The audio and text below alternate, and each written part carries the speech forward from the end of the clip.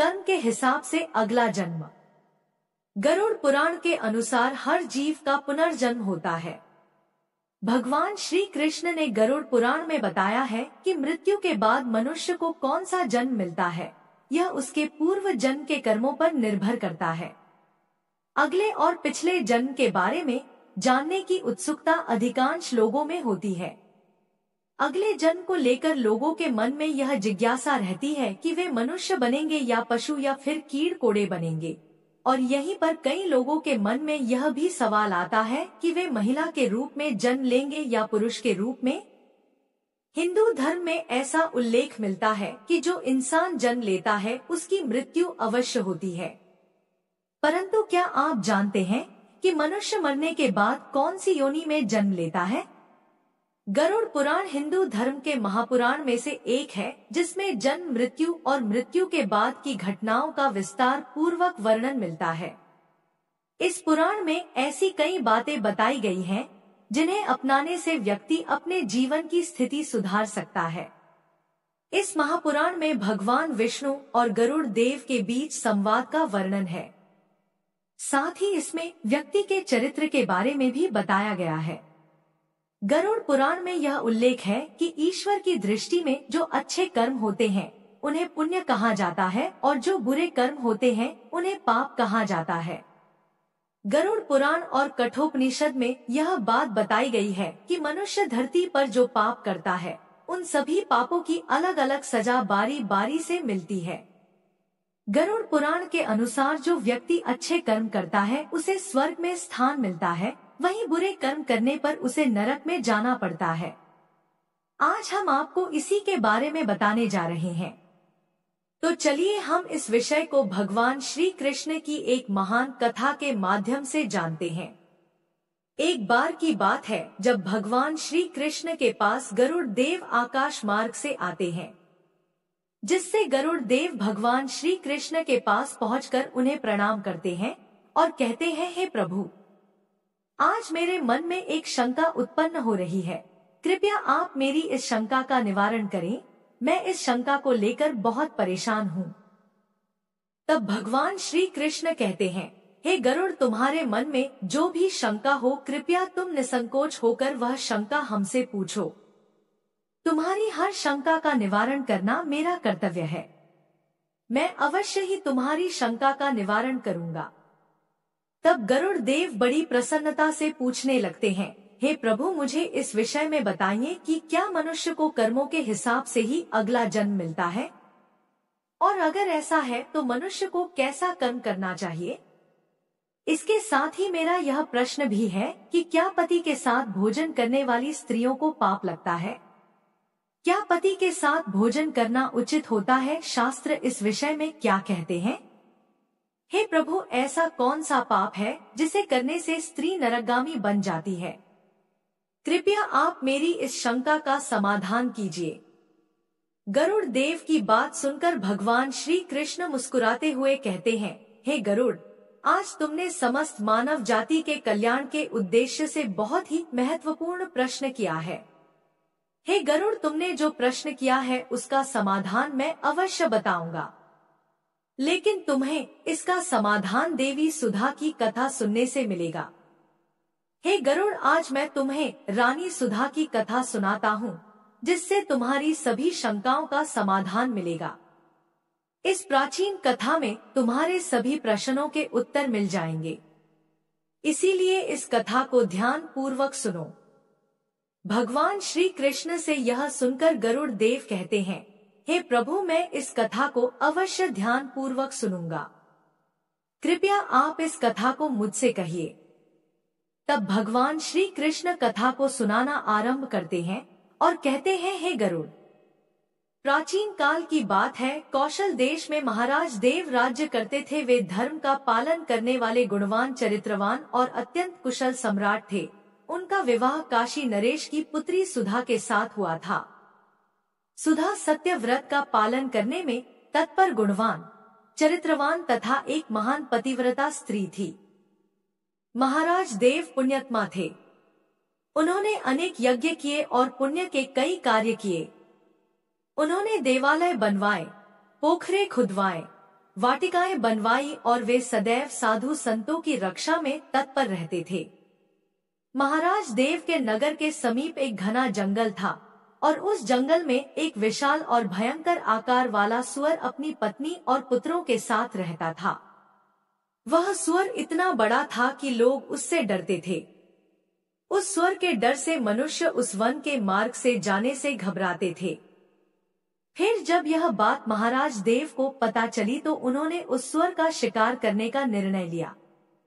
एक दिन महाराज अपनी पत्नी सुधा और अनेक सैनिकों तथा कुत्तों को लेकर उस वन में सुअर का शिकार करने के लिए निकल पड़े। देव बड़े ही पराक्रमी थे। उन्होंने अनेक विशालकाय शेरों और राक्षसों का वध किया था। इसीलिए वे इस भयंकर सुअर से नगरवासियों की रक्षा करने के लिए उस वन में शिकार करने पहुंचे। जब उस भयंकर आकार वाले सुअर ने महाराज देव को वन की ओर आते देखा तो वह अपनी पत्नी से कहने लगा, हे प्रिय, देखो यह कौशल देश के महान सम्राट देव हैं। वे महापराक्रमी और महातेजस्वी हैं और वे इस वन में मेरा शिकार करने के लिए आ रहे हैं। उनके साथ बहुत से कुत्ते और शिकारी हैं। इसमें तनिक भी संदेह नहीं कि वे मुझ पर प्रहार करेंगे। महाराज बड़े पुण्यात्मा हैं। यह राजाओं के भी राजा है। समस्त विश्व इनके अधीन है। फिर वह सुअर अपनी पत्नी से कहने लगा, हे प्रिय, मैं तुम सबकी रक्षा करने के लिए अपना पराक्रम दिखाते हुए महाराज के साथ युद्ध करूंगा। अगर युद्ध में मैंने उन्हें पराजित कर दिया तो तीनों लोकों में मेरी कीर्ति हो जाएगी, और यदि मैं उनके हाथों मारा भी गया तो मुझे इस सुअर की योनि से छुटकारा मिल जाएगा और मैं विष्णु लोक को चला जाऊंगा। मेरे पिछले जन्म के पापों के कारण ही मुझे सुअर का जन्म मिला है। फिर उसकी पत्नी बोली, हे नाथ, हमारे बच्चे आपके ही पराक्रम और साहस के कारण इस वन में निर्भय होकर विचरण करते हैं। वह कोमल कोमल फूलों का आहार ग्रहण करते हैं। आप ही के कारण इन्हें शेर, सियार आदि जंगली जानवरों का भय नहीं है। आपके बिना हम असहाय हो जाएंगे। आपके बिना मेरा जीवन भी नष्ट हो जाएगा। फिर सुअर ने उत्तर दिया, हे प्रिय, तुम वीरों के धर्म को नहीं जानती हो। यदि शत्रु वीरों को युद्ध के लिए ललकारे तो वीर पुरुष को लोभ और भय से कायर की भांति छिपकर नहीं भागना चाहिए। ऐसे पुरुष को 1000 युगों तक नरक में डालकर पकाया जाता है। वीर पुरुष अगर शत्रु का सामना करता है और लड़ते हुए वीर गति को प्राप्त होता है तो उसे मृत्यु के बाद दिव्य लोक की प्राप्ति होती है। फिर सुअर ने अपनी पत्नी और बच्चों से कहा, तुम सब पर्वत की गुफा में छिप जाओ। मैं अपने धर्म का पालन करने के लिए महाराज देव से युद्ध करूंगा। फिर सुअर की पत्नी ने अपने बच्चों से कहा, बच्चों, आज युद्ध भूमि में कुछ अतिथि आए हैं। उनका सत्कार करने के लिए और उनसे युद्ध करने के लिए तुम्हारे पिता जा रहे हैं। तुम लोग पर्वत की गुफा में जाकर छिप जाओ, क्योंकि महाराज देव बड़े बलवान हैं और इस युद्ध में हमारा संहार कर डालेंगे। फिर सुअर के छोटे बच्चे बोल पड़े, हे माँ, हम अपने माता पिता को संकट में छोड़कर भागने का पाप नहीं करेंगे। हम शत्रु को परास्त करेंगे और आपके साथ युद्ध में शामिल रहेंगे। फिर वह सुअर, उसकी पत्नी और उसके बच्चे सभी युद्ध के लिए तैयार हो जाते हैं और युद्ध भूमि की ओर बढ़ते हैं। महाराज देव अपनी सेना के साथ उस स्थान पर पहुंचते हैं। सुअर के परिवार और महाराज के सैनिकों के बीच भीषण युद्ध होता है। सुअर अपने दांतों से सैनिकों को मारने लगते हैं और सैनिक अपने भालों से सुअरों को मारने लगते हैं। इस युद्ध में कई सुअर मारे जाते हैं और बहुत से सैनिक घायल हो जाते हैं। अंततः सुअर और उसकी पत्नी सहित कुछ पुत्र बचते हैं। सुअर की पत्नी ने अपने पति से कहा, हे नाथ, हम यहाँ से भाग जाएं, नहीं तो हमारा वंश नष्ट हो जाएगा। तब सुअर ने उत्तर दिया, यदि मैं युद्ध से भागता हूँ तो मेरी जाति की प्रतिष्ठा नष्ट हो जाएगी। तुम बच्चों को लेकर यहाँ से चली जाओ और सुखपूर्वक जीवन व्यतीत करो। फिर सुअर की पत्नी बोली, मैं तुम्हारे बिना नहीं जा सकती। फिर दोनों युद्ध भूमि में महाराज देव से युद्ध करने के लिए आगे बढ़े। महाराज का एक बाण सुअर के शरीर में घुसकर उसे गिरा देता है और वह सुअर मर जाता है। इसके बाद महाराज के सैनिक सुअर की पत्नी पर प्रहार करने के लिए आगे बढ़ते हैं, लेकिन महाराज देव ने कहा, यह एक स्त्री है, मैं स्त्री का वध नहीं करूंगा। फिर एक सैनिक ने सुअर की पत्नी को मूर्छित कर डाला। रानी सुधा ने उस स्त्री को पानी डालकर होश में लाया। सुअर की पत्नी ने रानी से कहा, हे देवी, तुमने मुझे कष्ट से मुक्ति दिलाई है, तुम्हारा कल्याण हो। रानी सुधा को यह सुनकर बहुत आश्चर्य हुआ। अब रानी सुधा सोचने लगी, आज मैंने एक बहुत विचित्र घटना देखी। यह सुवर्ण तो मनुष्य की वाणी में सुंदर और स्पष्ट संस्कृत बोल रही है। फिर रानी सुधा ने उस सुवर्ण से पूछा, है भद्रे, तुम कौन हो? तुम्हारा व्यवहार बहुत ही अजीब है। तुम एक पशु होकर भी मनुष्य की वाणी में कैसे बोल सकती हो? मुझे अपने पूर्व जन्म का वृतांत सुनाओ ताकि मैं जान सकूं कि तुम सुवर्ण कैसे बनी हो। तब वह सुवर्ण कहने लगी, है महारानी सुधा, मेरे पति ने पिछले जन्म में गुरुजनों का अपमान किया था, जिसके कारण उन्हें सुअर का जन्म प्राप्त हुआ है। अब मैं आपको अपने पूर्व जन्म की कहानी सुनाती हूँ।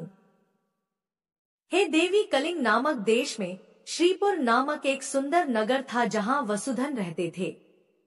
मैं उसी वसुधन की पुत्री दमयंती थी। उस समय उस नगर में मेरी जैसी सुंदर स्त्री कोई और नहीं थी।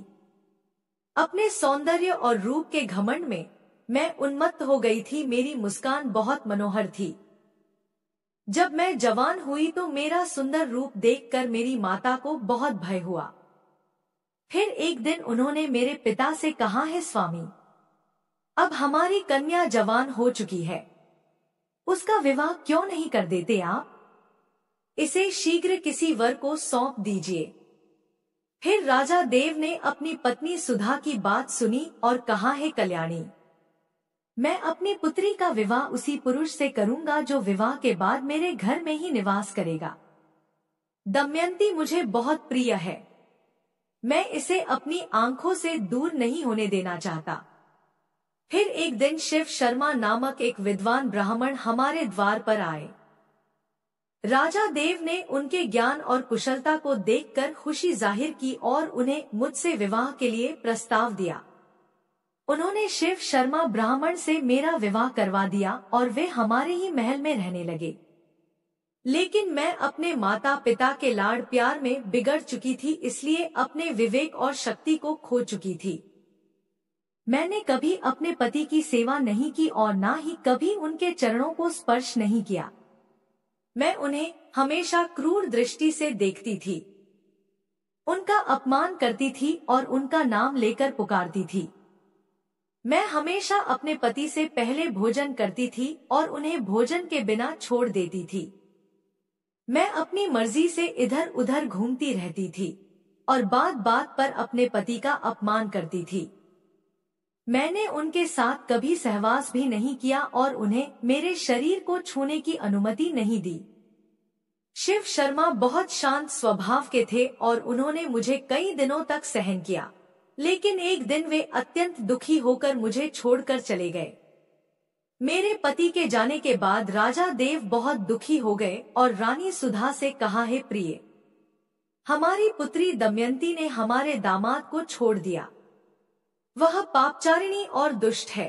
क्या मैं जानता था कि हमारी पुत्री दमयंती इतनी दुष्ट और कुल नाशिनी होगी? तब रानी सुधा बोली, है नाथ, हमारी पुत्री आपके लाड़ प्यार से बिगड़ गई है। इसे सही रास्ते पर लाने के लिए आपको ही कुछ करना होगा। तब राजा देव ने क्रोधित होकर मुझसे कहा, अरे दुष्टा, हमारे कुल में कलंक लगाने वाली दुराचारी, तेरे कारण ही हमारा दामाद शिव शर्मा हम सबको छोड़कर चला गया। अब तुझे जहाँ जाना है जा, या फिर अपने पति को बाहर जाकर ढूंढ। फिर मैंने अपने घर को छोड़ दिया और बाहर चली गई। लोग मुझे कुलटा, पापिनी और दुराचारिणी कहने लगे। तब मैं अपने पति को ढूंढते हुए वन में चली गई। फिर एक दिन मैं एक कुटिया के पास भिक्षा मांगने गई। वहां सुमित्रा नाम की एक स्त्री अपने पति से कहने लगी, है स्वामी, द्वार पर एक दुखिया स्त्री भिक्षा मांगने आई है। वह कोई और नहीं बल्कि सुमित्रा का पति शिव शर्मा ही था। उन्होंने मुझे पहचान लिया और अपनी पत्नी से कहा, हे प्रिय, यह मेरी पहली पत्नी दमयंती है जो मुझे बहुत प्रिय थी। इसका आदर सत्कार करो और इसे घर में स्थान दो। फिर सुमित्रा ने अपने पति की आज्ञा का पालन किया और मुझे घर के अंदर बुलाया। उसके बाद वस्त्र दिए। फिर एक दिन मैं बैठकर सुमित्रा के अच्छे स्वभाव और अपने दुष्ट स्वभाव पर विचार करने लगी। मुझे बहुत पश्चाताप हुआ। अत्यधिक चिंता के कारण मेरा हृदय में दर्द हुआ और उसी क्षण मेरी मृत्यु हो गई। फिर यम के 2 दूत मुझे लेने आ गए और मुझे उठाकर यमलोक ले गए, जिससे वहां पर यमराज ने मेरा लेखा जोखा देखा और अपने दूतों से कहा, हे दूतों, इस पापिनी स्त्री ने अपने पति का बहुत अपमान किया है। यह पति से पहले ही भोजन कर लेती थी, अपने पति को नाम से बुलाती थी, उससे घर के काम करवाती थी। इसीलिए इस कुलटा स्त्री को ले जाकर नरक में डाल दो।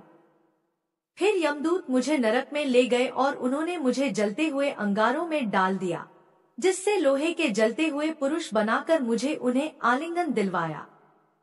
वहां नरक में मुझे अनेक वर्षों तक कष्ट भोगने पड़े। फिर नरक की सजा भुगतने के बाद यमराज ने मुझे सुवर्ण के जन में डाल दिया। हे महारानी, इस प्रकार से मैंने आपको मेरे पूर्व जन्म का वृतांत सुना दिया है। कृपया अब मुझे इस जीवन से मुक्ति दिला दो। आपने अपने पति की बहुत सेवा की है, इसीलिए मुझे आपका थोड़ा सा पुण्य प्रदान करो। फिर रानी सुधा महाराज के पास जाती है और उनसे कहती है, हे स्वामी, अब मैं क्या करूं? आप जो आज्ञा देंगे मैं वही करूंगी। फिर महाराज देव कहते हैं, हे प्रिय, यह बेचारी बहुत दिनों से बहुत ही दुख भोग रही है। अब तुम अपने पुण्य से इसका उद्धार करो। महाराज देव की आज्ञा लेकर रानी सुधा ने सुवर्ण से कहा, हे देवी, मैं अपने 1 वर्ष का पुण्य तुम्हें प्रदान करती हूँ। रानी के इतना कहते ही उस सुवर्ण के प्राण चले गए और उसके शरीर से एक दिव्य स्त्री प्रकट हुई। फिर वह महारानी और महाराज को नमस्कार करके विष्णु लोक को जाने लगी। अब भगवान श्री कृष्ण कहते हैं, हे गरुड़ देव, अब तो आपको पता चल ही गया होगा कि मनुष्य जैसा कर्म करता है वैसा ही उसे फल मिलता है। हे पक्षीराज गरुड़, गधा, कुत्ता, बिल्ली, सांप, बंदर, गिरगिट, बकरा, भेड़िया, गाय, कछुआ, कीड़े कोड़े, कोई भी पशु पक्षी, पेड़ पौधे, अर्थात किसी भी जन्म में जो व्यक्ति जन्म लेता है वह पापी होता है और उसे अगले जन्म में यह स्थिति उसके पिछले जन्म के कर्मों के आधार पर मिलती है। कभी कभी जब बालक का जन्म होता है तो उसमें कई प्रकार के दोष होते हैं। कई बार बालक किन्नर के रूप में पैदा होता है या शारीरिक दोषों के साथ जैसे विकलांग पैदा होता है। यह सब कुछ उसके पिछले जन्म के कर्मों के आधार पर होता है। शिशु जब माँ के गर्भ में रहता है तो उसे पिछले जन्म की सारी बातें याद रहती हैं। फिर वह दुखी होकर ईश्वर से प्रार्थना करता है कि इस जीवन में वह सत्कर्म करेगा और भगवान का नाम जपेगा। लेकिन जब वह पृथ्वी लोक में आता है तो ईश्वर उसकी स्मृति समाप्त कर देते हैं और वह फिर से मोह माया में उलझ जाता है। अब मैं आपको बताता हूँ कि किस पाप के कारण कौन सा जन्म मिलता है। कछुए का जन्म उस व्यक्ति को मिलता है जो अपने माता पिता को कष्ट पहुंचाता है या भाई बहन को सताता है, उसे कछुए के रूप में जन्म मिलता है। बंदर की योनि उस व्यक्ति को मिलता है जो अपने मालिक का विश्वास तोड़ता है, उसे बंदर की योनि मिलती है। कुत्ते की योनि जो धर्म का अपमान करता है और पूजा पाठ नहीं करता, उसे कुत्ते का जन्म मिलता है। जो अपने सच्चे मित्र का अपमान करता है वह गधे की योनि में जन्म लेता है। कीड़े मकोड़े की योनि जो दूसरों की निंदा करता है और बुरा बर्ताव करता है वह कीड़े कोड़े की योनि में जन्म लेता है। इसके बाद जो व्यक्ति पराई स्त्री से संबंध बनाता है वह नरक में जाता है और कई योनियों में जन्म लेने के बाद अंत में भेड़िया, कुत्ता, सियार, गिद्ध, सांप, कौवा और बगुला बनता है। इस प्रकार की योनियों में जन्म लेने के बाद वह फिर से मनुष्य जन्म पाता है। जो व्यक्ति किसी स्त्री के साथ जबरदस्ती संबंध बनाता है, उसे नरक भोगने के बाद किन्नर के रूप में जन्म मिलता है। और जो लोग बुरी भाषा का प्रयोग करते हैं, दूसरों को गाली देते हैं, उनका अगला जन्म बकरे के रूप में होता है। जो व्यक्ति स्त्री की हत्या, गर्भपात या गाय की हत्या करता है, वह अगले जन्म में मूर्ख और कुबड़ा बनता है। हे गरुड़, अब आप समझ चुके होंगे। बाकी की जानकारी गरुड़ पुराण जैसे धार्मिक ग्रंथों में पहले से ही समाहित है। इस प्रकार गरुड़ देव को यह सब समझ में आ जाता है। उम्मीद करती हूँ कि आपको यह कथा अच्छी लगी होगी, और यदि आप लोग इस चैनल पर नए हैं तो चैनल को सब्सक्राइब कर वीडियो को लाइक एवं शेयर जरूर करें, ताकि हर वीडियो का नोटिफिकेशन आपके पास पहुंच सके। और कमेंट बॉक्स में जय श्री कृष्ण जरूर लिखें।